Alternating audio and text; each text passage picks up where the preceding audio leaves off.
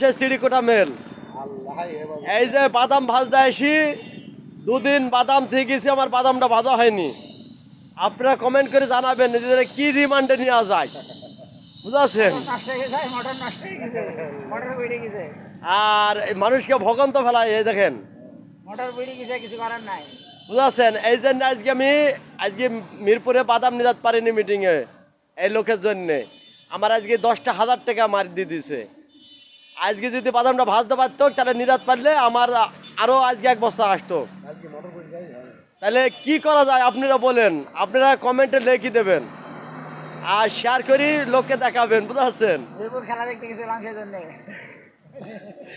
আর চিড়ি আর ধান টান যদি বাড়ার দরকার হয়, দেখেন সব মেল টেলের দেখেন, সবাই নিয়ে আসবেন। জানেন ঝাল কুটা, হলুদ কুটা, এটো জেট, খলসিকুন্ডি, সাইদুল ভাইদের মেল, চলে আসবেন আপনি, বুঝাচ্ছেন। আর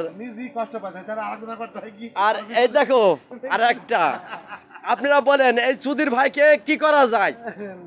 এই সুধীর ভাই সব কিছু নষ্ট কর, বাদাম আমার ভাইদের নিয়ে কিভাবে রিমান্ডে নেওয়া যায় আপনারা কমেন্টে জানিয়ে দেন না ভাই। তো সবাই ভালো থাকেন, সুস্থ থাকেন, আল্লাহ হাফেজ।